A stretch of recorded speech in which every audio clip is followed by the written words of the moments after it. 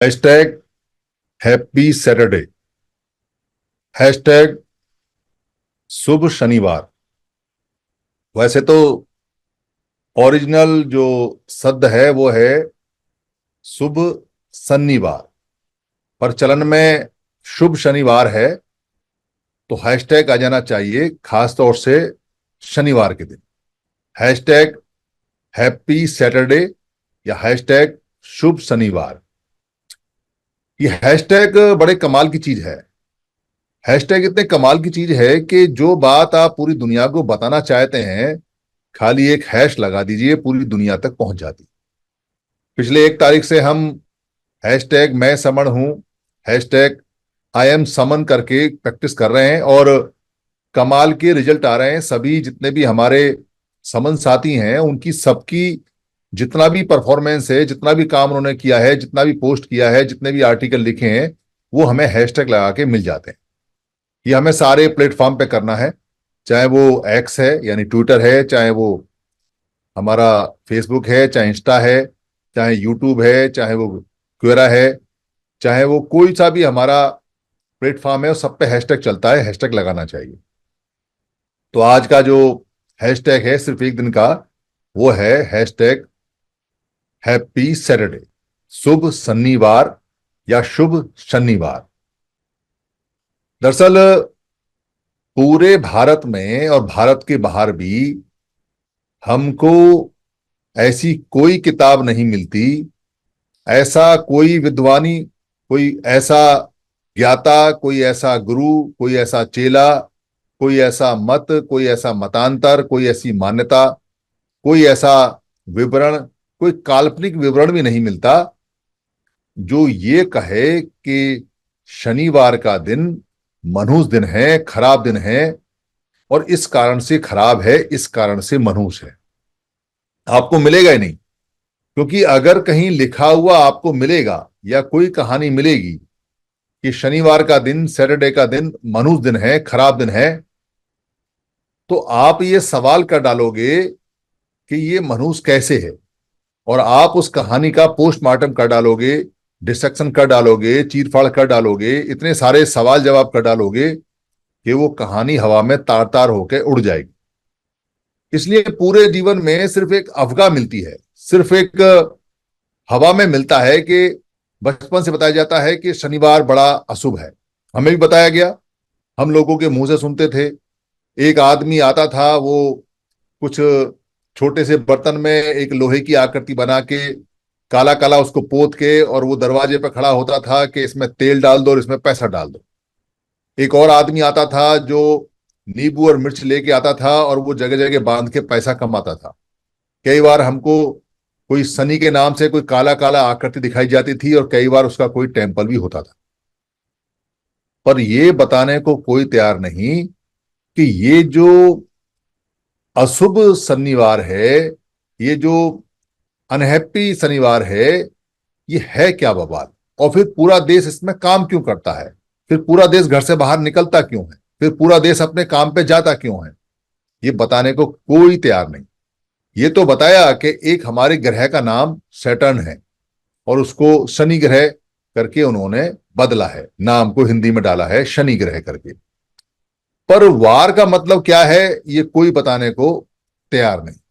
शनि का मतलब क्या है, शनि का मतलब क्या है, कोई बताने को तैयार नहीं। कोई किताब नहीं, कोई जिक्र नहीं, कोई भाषण नहीं, दूर दूर तक कोई अफवाह नहीं, कोई कहानी नहीं। बस दिमाग में डाल रखा है कि जो शनिवार है वो अशुभ है, लोहा नहीं खरीदना है ऐसा बताया जाता है उस दिन, और कोई बहुत बढ़िया काम नहीं करना है ऐसा बताया जाता है उस दिन।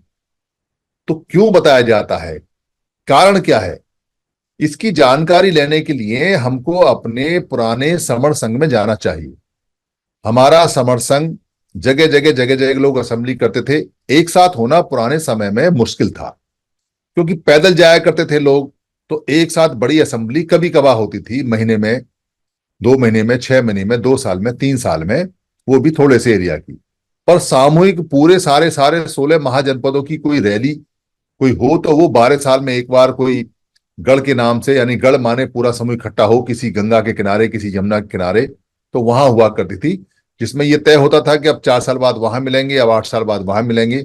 सालों का मेला होता था, जो बड़ा मेला होता था। पर आजकल तो आसान है, आजकल तो तुरंत तुरंत आदमी जहाज में बैठे और जहां चाहे वहां गढ़ गंगा बना सकता है, गढ़ यमुना बना सकता है, गढ़ सरस्वती बना सकता है। कोई सी भी गढ़ है, कोई सा भी मेला है, बना सकता है।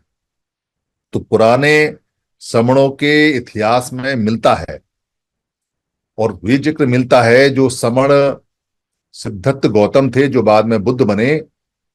उन्होंने कई बार इसका जिक्र किया, और खास तौर से एक बार तब उन्होंने जिक्र किया जब उनसे एक राजा का जो सेनापति है वो ये पूछने आया कि मैं बार बार युद्ध में क्यों हार जाता, क्या कारण है। क्योंकि वो राजा वज्जी लोगों को जीतना चाहता था, वज्जी गणराज्य को जीतना चाहता था, और वज्जी गणराज्य पे जब भी वो हमला करता था तब वो उसको मुंह की खानी पड़ती थी, तबकि उनके पास पेड सेनाएं भी नहीं थी। पर उसके साधारण लोग उसकी सेना को, उसकी पूरी पूरी ताकत को हरा के उसको घर भेज देते थे। तो वो, क्योंकि बुद्ध को ऐसा बताते हैं कि वो सम्यक समज्ञाता थे, यानी बराबर और सही जानकारी वो रखते थे, तो वो उनके पास जाके निवेदन करता है और कहता है कि मेरे राजा ने कहा है कि पूछ के आओ वो हारता क्यों है इन वज्जी लोगों से, साधारण लोगों से। तब वो बताते हैं आनंद की तरफ मुंह कर कर, क्योंकि युद्ध की बात है इसलिए सीधे जवाब नहीं देते मंत्री को। तो वो कहते हैं कि आनंद, तुमको पता है कि वज्जी लोगों के पास 7 अपरिहार्य नियम है। अपरिहार्य मतलब, अपरिहार्य का मतलब है जो हार से परे हैं, अब अजय नियम है। और वो 7 नियमों में एक नियम वो ये बताते हैं कि वज्जी लोग सन्निपात बहुल करते हैं। सन्निपात बहुल जब तक करते रहेंगे वो हार नहीं सकते। और सन्निपात बहुल का मतलब होता है सन्निकट सन्निकट बैठना, बहुल यानी अधिकतर लोगों को साथ साथ बैठना। जब हम कहते हैं ना सन्निकट बैठ जाओ, सन्निकट बैठ जाओ, तो साथ साथ बैठना बहुल अधिकतर लोगों को। सारे लोग तो नहीं आ सकते, कोई बीमार भी होगा, कोई घर पे भी रहेगा, कोई मोहल्ले में भी, पर बहुल लोग, अधिकतर लोग साथ साथ बैठते हैं। तो क्या करते थे वो सारे लोग साथ बैठ के संगति लगाते थे।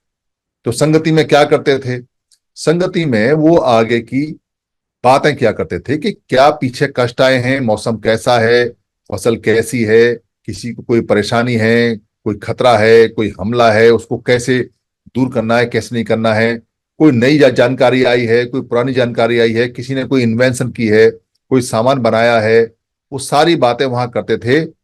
और वो चलाते कैसे थे, साथ साथ बैठकर अपना खाना अपने कपड़े में बांध कर लाते थे, और कुछ खाना फालतू लेके आते थे, कोई और साथी खाए उसके लिए, और अपना सत्तक दंड में बांध के लाते थे। सत्तक दंड सभी के पास होते थे, यानी डंडा सबके पास होता था हथियार वाला, जिसमें वो कपड़े में बांध के अपना खाना लेके आते थे।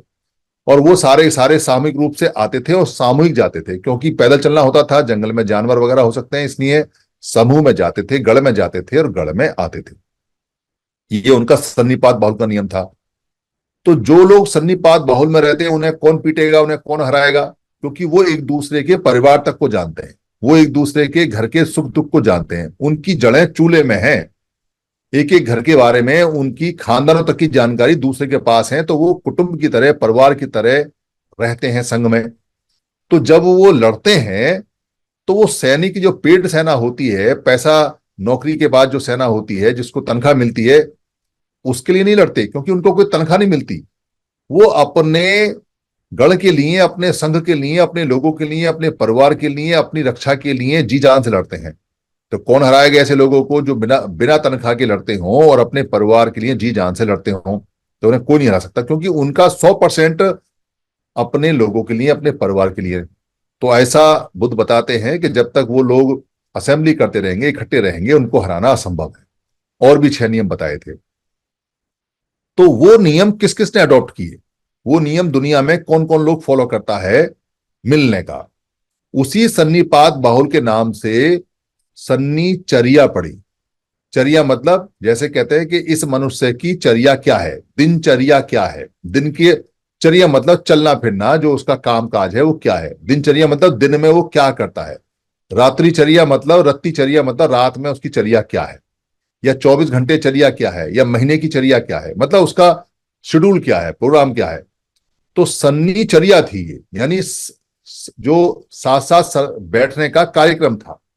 उस सन्निचर्या को, उस दिन को ही, क्योंकि 7 दिन बाद का दिन आता था, तो उसको सन्निवार कहा। वार का मतलब होता है मौका, सन्निकट बैठने का मौका, यानी साथ साथ बैठने का मौका, साथ साथ बैठने का दिन। तो सन्निवार बन गया। और ये शनिचर्या को बाद में उन्होंने बदलकर सन्नी से शनि कर दिया, और शनिचर्या करके फिर इसको शनिचर कर दिया, और शनिचर करके फिर उसको मनहूस कर दिया। किसने किया मनहूस? मनहूस वो करेगा जिसको नुकसान है शनिचर्या से। ये जो जिनको फायदा है वो तो कहेंगे कि हमारी शनिचर्या, हमारा शनिवार, हमारा शनिचर हैप्पी है, शुभ है। पर जिसको नुकसान है वो कहेगा अशुभ है, बेकार है, मनुष्य है। और खास तौर से जो उनका सत्तक दंड है उससे तो बड़ा डर लगता है, वो तो सबसे ज्यादा है, तो इसको बंद कराओ। तो सत्तक दंड में आगे धातु भी लगती थी, लोहा तांबा भी लगता था। तो बाद के समय में जब हमारा संघ टूट गया और लोगों का ज्ञान, उनकी जानकारी चली गई पर उनकी सन्निचर्या नहीं गई, तो सन्निचर्या को उन्होंने धीरे धीरे करके माइंड में डालना शुरू किया कि ये सन्निचर्या है, मनुचर्या है, उनके लिए थी। और सत्तक दंड मनुष्य है, तो सन्निचर्या में लोहा लाना, सत्तक दंड लाना अपशकुन है, इससे नुकसान होगा। नुकसान किसका होगा? जिसके पास वो सत्तक दंड है उसका तो फायदा होगा, उसकी तो रक्षा होगी, रक्षा करेगा जानवर से, किसी भी चीज से। पर जिसको मारेगा उसको तो घाव होगा। इसलिए जिनको पिटते थे या जिनको डर था या जो पाप कर्म करते थे, उन्होंने कहा कि लोहा नहीं, धातु नहीं उस दिन खरीदनी भी नहीं है, यानी खरीद के भी सत्तक दंड उस दिन नहीं लाना है। फिर उन्होंने असेंबली बंद कराने के लिए कहा कि सन्नी वाले दिन, शनिवार को, शनिचर्या के दिन बाहर नहीं निकलना चाहिए, ये मनहूस होता है, अपशकुन होता है। और फिर उन्होंने सैटर्न जो, क्योंकि इतना ग्रह का ज्ञान उस समय नहीं था, पर सैटर्न नाम को उन्होंने सन्नी के नाम से, शनिचर के नाम से, शनि ग्रह के नाम से करके उसको भी मनहूस कर दिया। जिस ग्रह का आता नहीं, पता नहीं, दूर दूर तक कोई जानता नहीं, वो भी वहां बैठा बैठा घूमते घूमते सूरज के चक्कर लगाते लगाते मनहूस हो गया। उसकी लड़ाइयां वड़ाइयां की काल्पनिक कहानी बताती। तो वो जो उन्होंने हथियार बंद किया और उन्होंने जो ये एक साथ मिलने का, बैठने का बंद किया, तो उससे फायदा किसको हुआ? उससे फायदा उनको हुआ जिनको उस असेंबली से नुकसान था। इसलिए शनिवार को आज तक भी मनहूस, अपशकुन, ऐसा नुकसान देने वाला कहते हैं, पर मानता कोई नहीं है, कहने वाले नहीं मानते। आज के दिन ऐसा नहीं है कि लोग अपने बैंक से पैसे नहीं लेके आते हों। कोई ऐसा नहीं है कहने वाला जो अपनी दुकानें बंद रखता हो। कोई ऐसा नहीं है जो अपने जो व्यवसाय है, जो इंडस्ट्री है, उनको बंद रखता हो। कोई ऐसा राजनीतिक नहीं है जो उस दिन संसद जाने से मना करता हो या कोई काम करने से मना करता हो। कोई ऐसा ब्यूरोक्रेट नहीं है जो अपने दफ्तर को बंद करता हो। कहीं कोई मान्यता नहीं है, सिर्फ हमारे लिए है। यानी वो हमको कह के अपना काम कर रहे हैं, और हमको कह दिया कि ये मनुष्य है, इसको बाहर मत निकलो, अपना हथियार मत लो, इकट्ठे मत हो। तो आपको इकट्ठे होने से रोकने के लिए ये शनिवार मनु शनिवार है। तो आपको क्या करना है? किसी को कुछ नहीं कहना है। हैशटैग हैप्पी सैटरडे, हैशटैग शुभ शनिवार, ये हमारा शनिवार है, शुभ शनिवार है, हमारे लिए सबसे अच्छा है, और हमारे सत्तक दंड के साथ है, हमारे भोजन के साथ है, हमारा मिलने का दिन है। आज के समय में हो सकता है कि आप जब मिलना चाहें तो रविवार की छुट्टी हो, क्योंकि पुराने समय में तो शुभ शनिवार होता था, आजकल रविवार, क्योंकि हम वेस्टर्न कल्चर पे चलते हैं। भारत पूरा का पूरा वेस्टर्न कल्चर पे चलता है। तो वेस्टर्न कल्चर के हिसाब से यहाँ सैटरडे की बजाय संडे की छुट्टी होती है। तो संडे की छुट्टी में मिलो, क्योंकि हमारा जो मकसद है वो सन्निपात बाहुल करना है, शनिचर नहीं है, सन्निपात बाहुल करना है। जिस दिन हम मिलेंगे उसी दिन हमारा सन्निपात हो जाएगा, यानी कि हम पास पास बैठने की चर्या में आ जाएंगे। तो हमको करना चाहिए। जिसने किया उसको फायदा हुआ। किसने किया? जो मुस्लिम लोग हैं वो बाद में आए, जो मोहम्मद साहब हैं वो बाद में आए, उनके मानने वाले जो उनकी मान्यता को मानते हैं, जो उनकी बात को मानते हैं, उन लोगों ने फ्राइडे को सन्निपात बाहुल करना शुरू किया। यानी वो शुक्रवार को इकट्ठे होते हैं, तो उनका सन्निपात बाहुल उस दिन होता है। जो इंग्लिश लोग हैं, यूरोप में हैं, जो ईसा मसीह के मानने वाले हैं, उन्होंने अपना सन्निपात बाहुल संडे में किया। वो संडे में मिलते हैं, उनका संडे में काम होता है। भारत में बहुत सारे लोग ऐसे हैं जो छुट्टी वाले दिन अपना सन्निपात बाहुल करते हैं। यहाँ के चर्चों में, यहाँ के गुरुद्वारों में, यहाँ के आश्रमों में लोग सन्निपात बाहुल करते हैं, संडे को करते हैं। और नेपाल के अंदर शनिवार की छुट्टी होती है, सैटरडे की छुट्टी होती है, वहां संडे की छुट्टी नहीं होती, क्योंकि वो वेस्टर्न कल्चर को आधा मानते हैं आधा नहीं मानते। तो वहां आज भी चलता है, क्योंकि वो बुद्ध क्या, नेपाल के अंदर बुद्ध की ससुराल है, इसलिए वहां के लोग उनको ज्यादा मान्यता देते थे। तो आज भी वहां शनिवार की छुट्टी होती है, सैटरडे की छुट्टी होती है। तो जो जो लोग आज भी इकट्ठा हो रहे हैं उस पुरानी पद्धति के हिसाब से वो सेफ हैं। वो आपस में हर हफ्ते मिलते हैं, सुख दुख बांटते हैं, एक दूसरे की मदद करते हैं, एक दूसरे के रोजगार बढ़ा देते हैं और वो आगे बढ़ते हैं। तो हमारा कहाँ है मिलने का दिन? जब दुनिया के सारे लोगों का मिलने का दिन है, हमारा मिलने का दिन क्यों नहीं है? हमारा मिलने का दिन ओरिजिनल है, पुराना है, सबसे पहला है, हमें ही देख के लोगों ने सीखा। तो हमें इसको आगे बढ़ाना चाहिए और शनिवार को कम से कम हम हैशटैग हैप्पी सैटरडे, हैशटैग शुभ शनिवार, शुभ शनिवार करके हमको करना चाहिए। और कोशिश करनी चाहिए कि हम अगर शनिवार को नहीं मिल सकते हैं, सैटरडे को नहीं मिल सकते हैं, तो शनिपात बाहुल करें, संडे को करें। एक बात। दूसरी बात, यहां 1,000 दिन की कैंपेन शुरू हो गई, मैं समण हूं। 1,000 दिन तक सारे समण संगी, मैं समण हूं, आई एम समण, जितनी भी भाषा में है अपनी अपनी भाषा में हैशटैग के साथ में आगे बढ़ रहे हैं। इसके पर्चे आने वाले हैं, आएंगे भी, 14 अप्रैल को लगातार लगेंगे। इसकी बुक भी आने वाली है, इसका और भी मटेरियल आने वाला है, बाकी मटेरियल आप खुद भी तैयार कर सकते हो। तो मैं समण हूं, हमको ये क्यों याद करना चाहिए कि हम समण हैं? क्यों याद कराना चाहिए? लोगों को याद क्यों कराएं और हमको क्यों याद आना चाहिए? ये एक महत्वपूर्ण सवाल है, क्योंकि आपसे पूछेंगे कितने दिनों बाद आपको याद आया कि मैं समण हूं। अब तक आपको याद ही नहीं आया कि आप समण थे, आप आज अचानक याद करके बैठे हैं समण हैं। तो क्यों याद कराना चाहते हैं? क्यों आपको याद आया है ये, और क्यों याद आना चाहिए? ये सवाल इंपॉर्टेंट है। ये जैसे जैसे आप आगे बढ़ोगे वैसे वैसे पूछेंगे लोग, और भी बहुत सारी बातें पूछेंगे, और खास तौर से वो पूछेंगे जो लोग संगठनों में काम कर रहे हैं, क्योंकि उनको ऐसा लगता है कि समन संघ भी एक संगठन है और ये हमसे आगे जा रहा है। हम किसी से आगे नहीं जा रहे, हम सबके साथ हैं, सबसे पीछे हैं। पर हम अपना काम लगातार लगातार कर रहे हैं, क्योंकि हमारा काम अलग तरह का है, संगठनात्मक काम नहीं है हमारा। हम कोई ऐसा नहीं कर रहे जिसमें प्रधान और उसमें जनरल सेक्रेटरी और चंदा वंदा होता है, बिल्कुल डिफरेंट है। जो संघ पर आधारित है वही कर रहे हैं। तो संघ को मैं समण हूं याद कराने की आवश्यकता क्या पड़ी?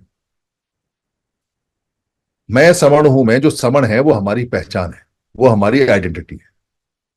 हमारे जो लोग हैं उनसे जब हम पूछते हैं आप कौन हो, तो क्या बताते हैं? वो सबसे ज्यादा थकेले लोग किस बात में है, सबसे ज्यादा किस बात की थकान है उनको, उनके 24 घंटे में क्या घुसा रहता है, क्या घुसा रखा है? पैदा होते ही बच्चा बिल्कुल कोरा होता है, उसी के घर वाले, उसी के मोहल्ले वाले, उसी के रिश्तेदार उसको क्या घुसाते हैं? सबसे पहले घुसाते हैं जात। भारत में उसको ये कोई नहीं बताता कि उसकी क्या आइडेंटिटी है क्या नहीं, उसकी आइडेंटिटी बताते हैं जात की। तो चलो जात पे बात कर लेते हैं। एक व्यक्ति अगर जात की आइडेंटिटी रखता है तो कितने लोगों को जोड़ सकता है और कितने लोगों से जुड़ सकता है? 6,743 तो जातियां बताई जाती हैं, फिर उपजातियां भी हैं, तो हजारों में हैं। तो कितने टुकड़े हैं? आप उस जाति की आइडेंटिटी के साथ में कहां तक जा सकते हो? क्या जाति से बाहर जा सकते हो? आप जीवन भर अगर जाति की आइडेंटिटी अपने पास रखोगे तो अपनी जाति में भी ज्यादातर लोगों से नहीं मिल सकते, क्योंकि जातियों के अंदर उपजातियां हैं और वहां टुकड़े हो रखे हैं बहुत ज्यादा, और उनमें झगड़े हैं। तो आपको चाहिए क्या?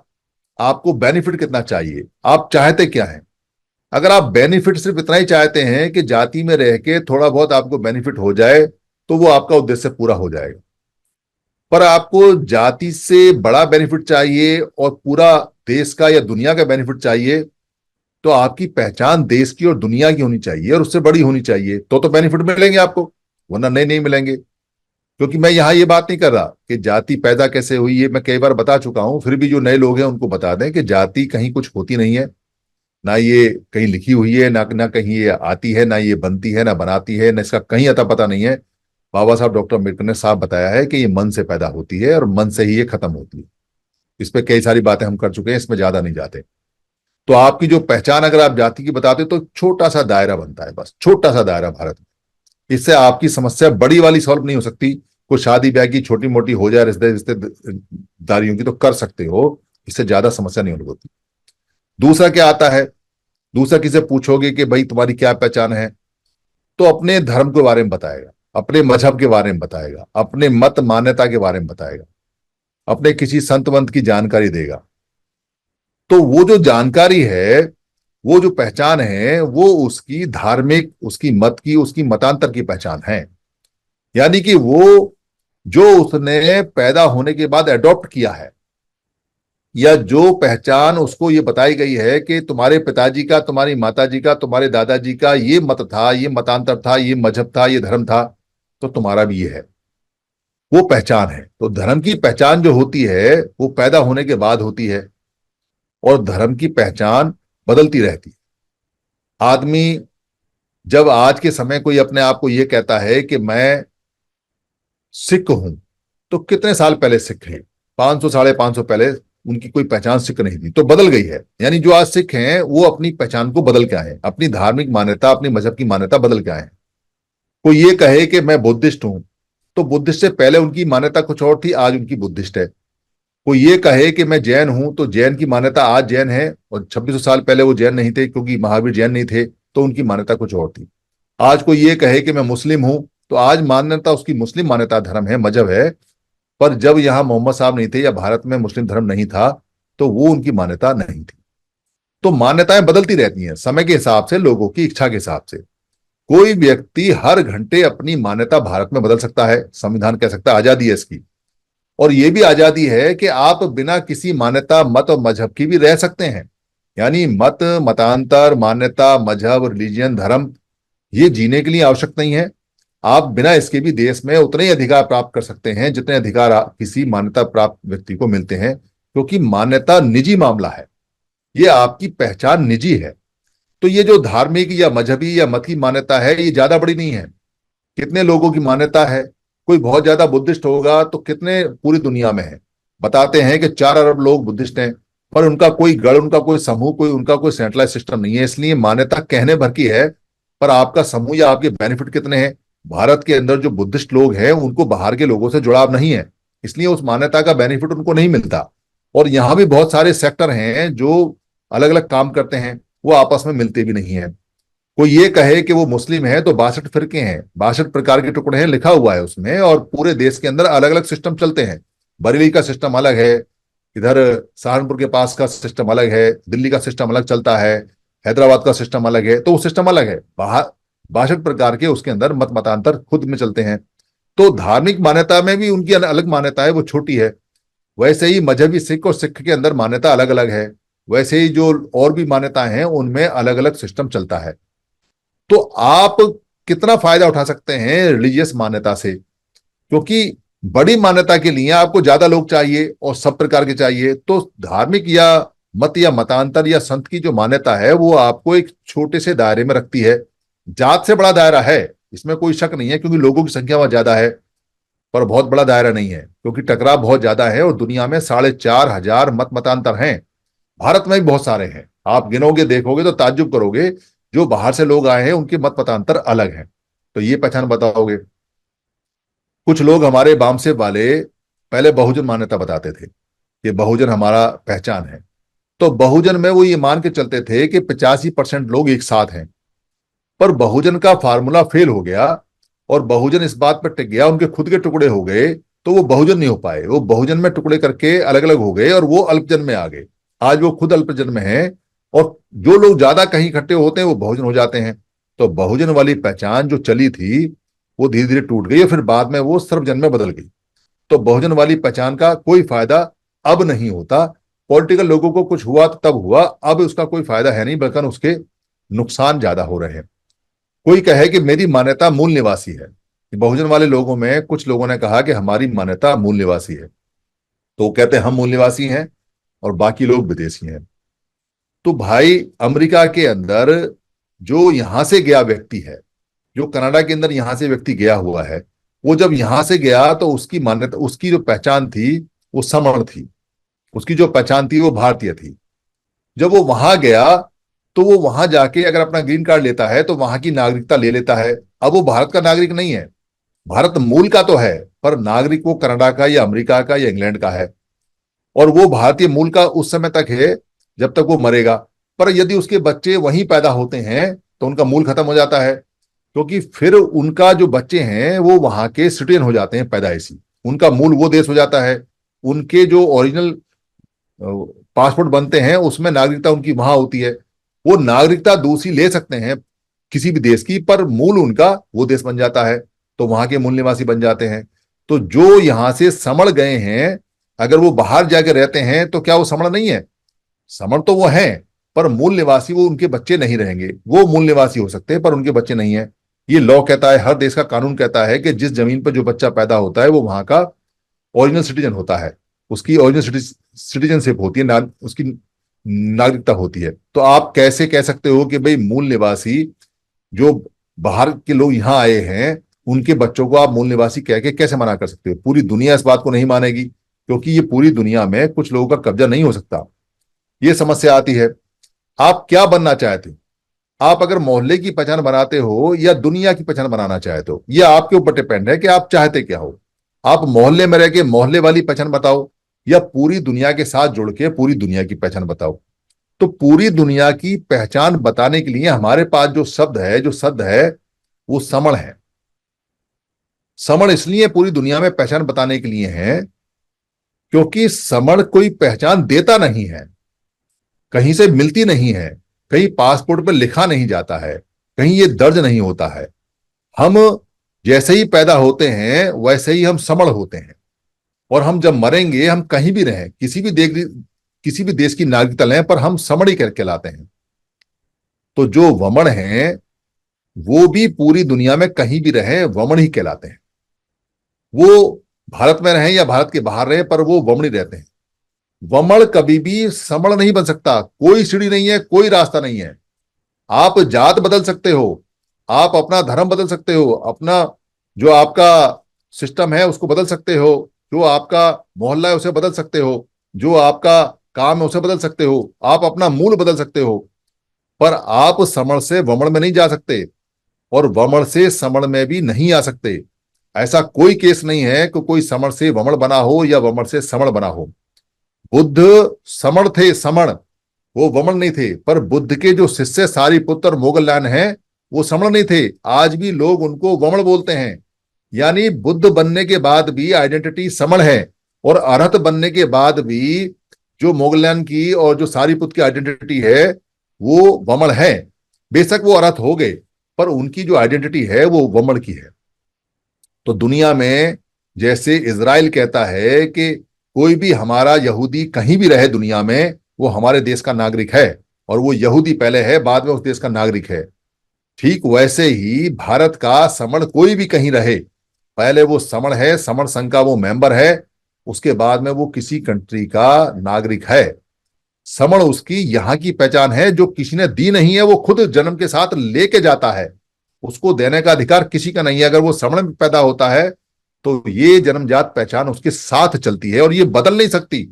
उसके बच्चों की भी नहीं बदल सकती, किसी की नहीं बदल सकती। वो अपना देश बदल सकता है, अपना धर्म बदल सकता है, अपनी जात बदल सकता है, अपना काम बदल सकता है, अपना मोहल्ला बदल सकता है, अपना देश बदल सकता है, पर अपने सवर्ण होने की आइडेंटिटी को कभी भी नहीं बदल सकता। वो खुद भी चाहे तो भी नहीं बदल सकता। ठीक वैसे ही जो वमन है वो सब जगह मिलेगा आपको, वो सिखों में भी है, सिख वमन होते हैं, सिखों में समण भी होते हैं। जो यहाँ मुस्लिम है उनमें समण भी होते हैं, उनमें वमन भी होते हैं। जो यहाँ पर और भी जो रिलीजन है, बौद्ध हैं, उनके अंदर वमन भी होते हैं, समण भी होते हैं। जैनियों के अंदर समण भी होते हैं, वमन भी होते हैं। जो भी मत मतांतर हैं उसमें समण हो सकते हो। अभी तो जो अम्बेडकरवादी लोग हैं उसमें भी कुछ वमन आ गए हैं, जो ये कहते हैं कि हमारे जो अनुयायी हैं, जो इष्ट हैं, वो डॉक्टर अम्बेडकर हैं, हम उनको मानते हैं। आप उनको मना नहीं कर सकते, क्योंकि वो डॉक्टर अम्बेडकर एक यूनिवर्सल प्रॉपर्टी है, यूनिवर्सल पर्सनैलिटी है। और वो जो वमन है वो अपने आप को प्रोग्रेसिव वमन बोलते हैं कि हम डॉक्टर अम्बेडकर को मानते हैं। तो वो जो वमन है वो किसी भी व्यक्ति की मान्यता को मान सकते हैं, समण भी मान सकते हैं, दोनों का राइट है मानने का। इसलिए बुद्ध के अनुयायी समण भी हो सकते हैं, वमन भी हो सकते हैं, पर जो समण है वो समण ही रहेगा, और जो वमन है वो वमन ही रहेगा। इस पहचान को पहचानने के लिए ज्यादा आवश्यकता नहीं है सब मेहनत करने की। सिर्फ ये प्रचारित करना है कि हम समण हैं, मैं समण हूं, मैं समण हूं, मैं समण हूं। ये अगर हम प्रचारित करते रहेंगे तो सामने वाले को दो ही ऑल्टरनेट है, आइदर समण और वमन, या तो वो समण होगा या वमन होगा। हमारा किसी से कोई कॉन्फ्लिक्ट नहीं है, वो अपना काम करें, खूब तरक्की करें, देश का नाम ऊंचा करें, पर हमें भी देश का नाम ऊंचा करने के लिए तरक्की करने का राइट हमारे पास फर्स्ट राइट है, पहला राइट है, क्योंकि हम समन हैं और इस देश में समन कल्चर के ही वाहक हैं। इसलिए मैं समन हूं, जो ये जो कैंपेन है 1000 दिन की, ये एक बहुत महीन धागा है। कैसा महीन धागा है? जैसे टावर पे, बहुत ऊंचे टावर पे कोई आदमी फंस जाए और उसके पास में नीचे आने के लिए कुछ ना हो, और कोई पक्षी, कोई बाज उसको एक पतला सा धागा अपने पंजों में बांध के और वहां तक पहुंचा दे, और वो उस धागे को धीरे धीरे खींचना शुरू करे। ऊपर टावर पे है जो कई सौ फीट ऊपर है, कई सौ मीटर ऊपर है, तो वो जैसे जैसे धागे को खींचेगा तो धागा बारीक बारीक आता चला जाएगा, और थोड़े समय बाद देखेगा कि धागा थोड़ा मोटा होने लगा है, और जब वो खींचता जाएगा, खींचता जाएगा, खींचता जाएगा, तो धागा और मोटा होता चला जाएगा, और खींचते खींचते एक समय ऐसा आएगा कि वो मोटा धागा रस्सी में बदल जाएगा, और रस्सी फिर मजबूत हो जाएगी, और फिर उस रस्सी को उस टावर से बांध के उस रस्सी के सहारे नीचे उतर आएगा। ठीक वैसे ही मैं समण हूं कैंपेन है। ये देखने में छोटी आपको लगती है, छोटा धागा है, पर इसके परिणाम इतने भयंकर हैं जो आपके सारे कष्ट मिटा देंगे, सारे कष्ट। क्योंकि पहचान आदमी की उसका सुख, उसकी सुविधा, उसका विकास और उसकी सुरक्षा निहित करती है, उसको तय करती है कि इसकी पहचान क्या है। समण की जो पहचान है वो बहुत बड़ी पहचान है। किसी भी रिलीजन से, किसी भी मजहब से, किसी भी मत से, किसी मतांतर से, किसी जात से, किसी वर्ग से, किसी मोहल्ले से, किसी शहर से, किसी कंट्री से, उससे भी बड़ी है। अगर आपको यकीन नहीं आता है तो आप यहूदियों को देख लो, इजराइल में रहते हैं, छोटे से लोग हैं, पूरी दुनिया चलाते हैं, पूरी दुनिया का पैसा उनके पास है, सारी बड़ी बड़ी कंपनियां उनकी हैं, गवर्नमेंट उनके इशारे पे बनती हैं, और वो इतने पावरफुल हैं, पर आराम से रहते हैं, पर रहते इकट्ठे हैं। उनके लिए बाकी सारी चीजें बाद में हैं, पर अपना इकट्ठा होने का, यानी मैं यहूदी हूं, ये स्लोगन उनके लिए फर्स्ट है।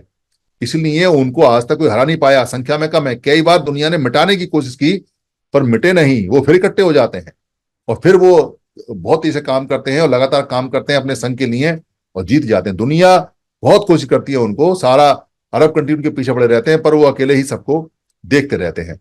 ये ताकत होती है संघ की, और ये ताकत होती है अपने उस मूल, जो आपका जड़ से जुड़ा हुआ शब्द है उसकी, जो बताता है कि मैं समन हूं और ये मेरी जड़ें हैं।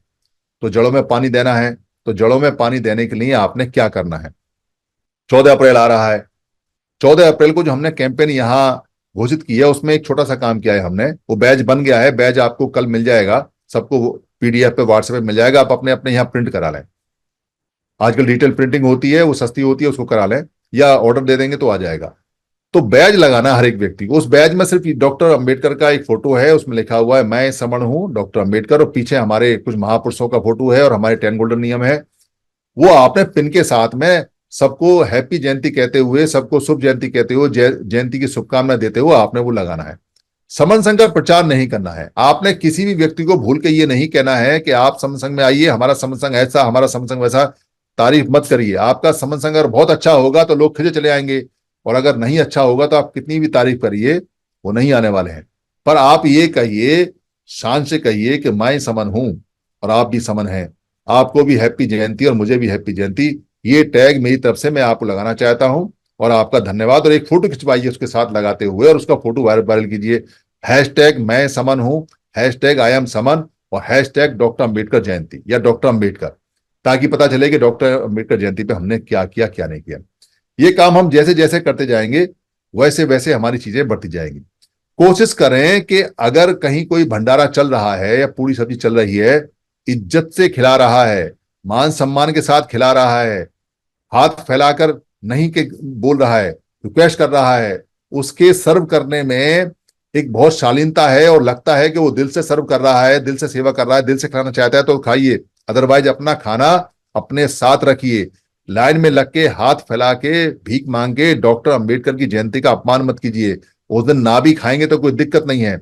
अगर किसी को खिलाना है तो खुशी की बात है कि वो खिलाए, सबको खिलाए, पर इज्जत से खिलाए। ये भिखारियों की तरह जो लाइन में लगा लगा के डॉक्टर अंबेडकर के अनुयायियों की बेइज्जती होती है और दुनिया में ये बात जाती है कि ये खाने के लिए कैसा करते हैं, वो टैग हमें हटाना है। हमने पिछली बार अपना अपना खाना लेके गए थे, कोशिश करें कि अपना खाना लेके आए, ना भी लेके आ पाए तो खाएं उसी का जो इज्जत से खिलाए। अगर इज्जत से ना खिलाए तो नकार दें, चाहे उसका खाना सड़ जाए, चाहे हम भूखे मर जाएं, पर नहीं खाना। हम स्वाभिमान लोग हैं, एक दिन में भूखे नहीं मरते। 10 रुपए का बिस्कुट का पैकेट लेके खा लेंगे, 20 रुपए की बोतल की पानी पी के पी लेंगे, पर लाइन में लग के और भीख मांग के नहीं खाएंगे। इज्जत से कोई खिलाएगा तो बाबा साहब के नाम पे जरूर खाएंगे। और एक शहर एक जयंती, इसका हम 1 हफ्ते तक प्रचार करेंगे। हालांकि लोग समझ रहे हैं इस बात को, पर हमें लगातार कहते रहना है कि महापुरुषों की एक शहर में एक जयंती एक दिन होनी चाहिए, अलग अलग नहीं होनी चाहिए। ये सारी बातें हम करेंगे और बैज वाला काम हम बहुत तेज से करेंगे। किसी का कोई प्रश्न हो तो वो पूछ सकता है। मेरी बात यहां समाप्त होती है। अगर किसी को कोई मेरी बात में कष्ट लगा हो, कोई खराब लगी हो, तो मैं संघ से माफी चाहता हूं। संघ मुझे माफ करे, संघ मुझे माफ करे, संघ मुझे माफ माफ करे। संघं नमामि, संघं नमामि, संघ नमामि।